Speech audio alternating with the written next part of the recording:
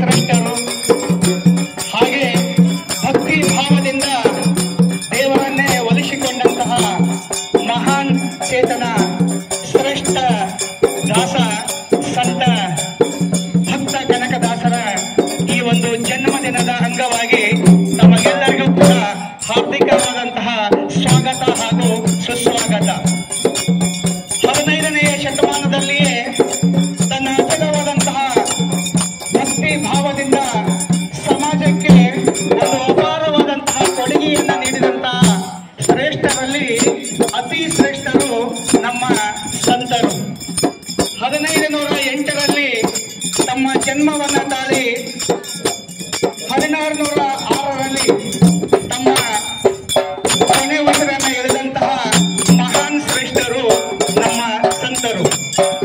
ಸುಮಾರು 98 ವರ್ಷಗಳ ಕಾಲ ತಮ್ಮ ಜಾಣ್ಮೆಯ ಮೂಲಕ ನಮ್ಮದೇ ನಾಡಿನಲ್ಲಿ ಜನಿಸಿ ಹಾವೇರಿ ಜಿಲ್ಲೆಯ ಬಾಡ್ ಅನ್ನುವಂತಹ ಒಂದು ಚಿಕ್ಕ ಗ್ರಾಮದಲ್ಲಿ ಈ ಒಂದು ಗುಡಿ ಜನಿಸಿದ್ದು ನಮ್ಮೆಲ್ಲರ ಪುಣ್ಯ ಅಂತಕ್ಕಂಥದ್ದು ನಾವು ಬಹಳ ಹೆಮ್ಮೆಯಿಂದ ಹೇಳಿಕೆ ಇಲ್ಲಿ ಇಷ್ಟಪಡ್ತೇವೆ.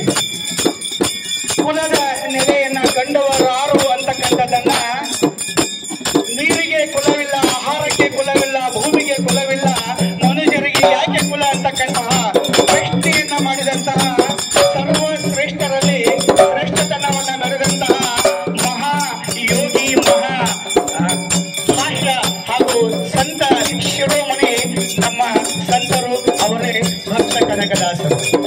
ಅಂತಹ ದಿವ್ಯ ದೃಷ್ಟಿಯ ರೂಪದಲ್ಲಿ ಇವತ್ತು ಅವರ ಜನ್ಮದಿನವನ್ನ ಆಚರಿಸುತ್ತಿರುವುದು ನಮಗೆಲ್ಲರಿಗೂ ಕೂಡ ಬಹಳಷ್ಟು ಹೆಮ್ಮೆಯ ವಿಷಯ. ಅದಕ್ಕಾಗಿ ಈಗಾಗಲೇ ನಮ್ಮ ರಾಯಬಾಗ್